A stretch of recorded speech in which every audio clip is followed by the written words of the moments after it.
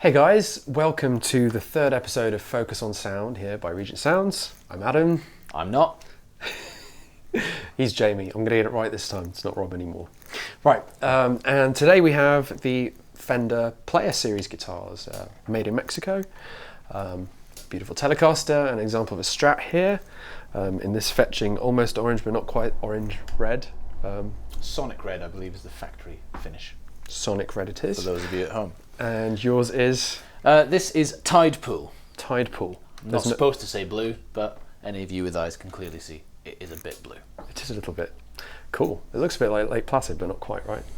More metallic. Yeah, it's more like Pond Placid, if you will. Fair enough. So what are the main revisions to this line? Well, crucially, this is the replacement for the Mech Standard. So if you use that as a jumping off point, thankfully for the Tele, they haven't changed it too much. You've got a very nice new set of pickups, the Player Series Alnico 5s, which are very zingy, plinky, and if you put the tone knob about there, also quite plonky. Slightly taller frets and a nice spaghetti Fender logo as well. Looking beautiful. 22 frets on this one. Yep, and just in case you run out. Which is really cool. I don't know how long that's been going. I've always associated 22 as being an American thing, but yeah. Well, this is again a new thing from the Mech Standard. They've added another fret for a spare, some slightly, definitely nicer looking, and I would suggest probably more functional saddles. And the Strats changed a little bit more dynamically. It's a little bit more 2-point sort of Fender tram system here with the sort of embossed. Bent steel style saddles, is that right? That's what they tell me.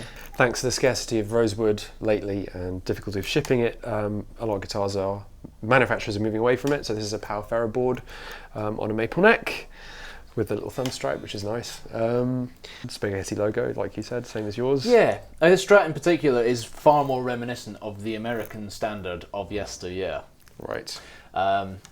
In terms of its new attributes. Also, the radii of the body contour is a little bit more ergonomic. Right. Which is nice. Any improvements over the Standard? 22 frets, I would say probably better pickups. Better pickups. That bridge system is considered by Fender, if nothing else, to be of a higher quality. Okay.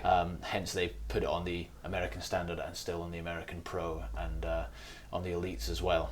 The necks are in theory the same shape, aren't they?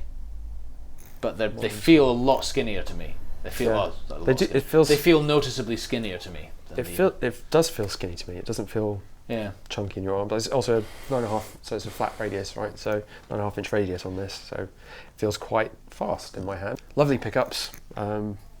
Just a really great sounding Strat. It's not too heavy, this particular one. For what it's worth, they cost about the same as the guitar that they replaced, which is always good. That's impressive. Yeah, the Mech Standard was always, for me, Strat or Tele, the best value for money guitar, by quite a long way in its price bracket. So this kind of still holds that.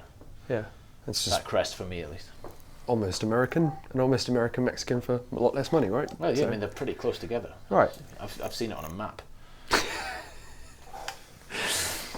Amp-wise, today we're running a pair of Blues Junior Mark IV amplifiers, same as our last video, and we're miking them with a pair of V7 series dynamic mics from Essie in exactly the same spot, with a little bit of a room signal blended in there as well for me. Z5600a Mark II from Essie as well. And for what it's worth, I'm still wearing the same pants. Am I wearing? I actually got a different pair this week, but usually same ones too, so it's cool.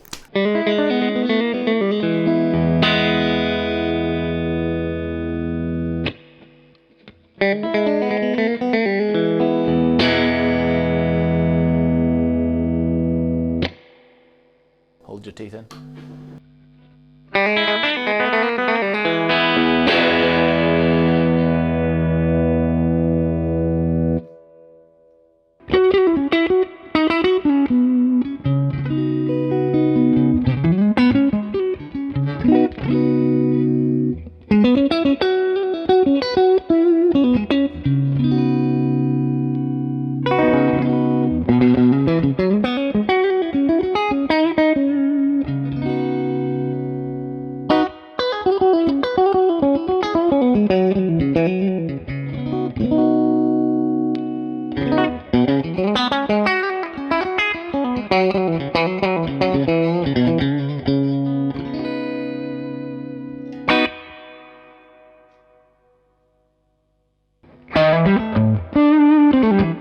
beautiful.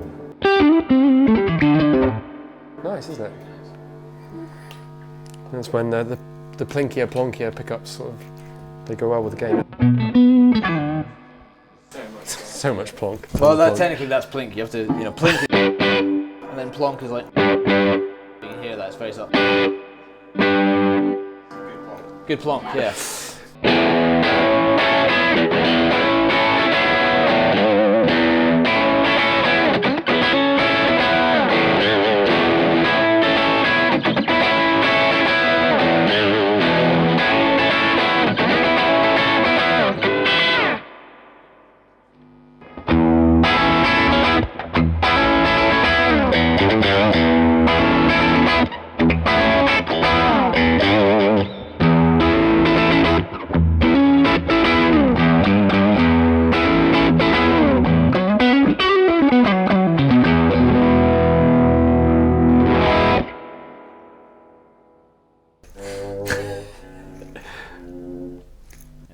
Yes, I'm fine. Good. I'm doing well. Your turn. I'm fine too. Good. Right. Always the wrong time, isn't it? Always say something at the wrong time. Right. In conclusion, the standard series was very good. The player series is still very good. I think at least as good, maybe a tiny bit better. Cool. I like this guitar very much. Can't comment really on the standard. I didn't play it beforehand, but having a 22nd fret for me is a big deal. Like I don't know, it's just it's very handy for me. I can bend that top note. It's cool to have. It's a nice playing guitar. The pickups are superb. They do have a lot of top end on them, but when you put this guitar through an overdrive, as you'll hear shortly, it really does have a bit of sort of mojo to it. It's a really beautiful tone. On the tone of the top end tone, if you like. Right. The trick is probably in the name with player. Like if you're playing in a live situation, like if you I still occasionally play some parties and weddings and functions and things. If you're playing in like a 7-piece band with a lot of other instruments, having that really trebly top end just to cut through live is something that these will definitely do a lot better than their predecessors and a lot of other guitars in that sort of similar area. So I think, it is for players. The trick is in the name. It's kind of almost scary to me to think you can get this much for this money. I think because it's a lot of Stratocaster. Yep. It's a lot of Telecaster. There you go. Player series. Say something, Adam. Okay, if you enjoyed the video, please feel free to subscribe, like, and leave us some comments below.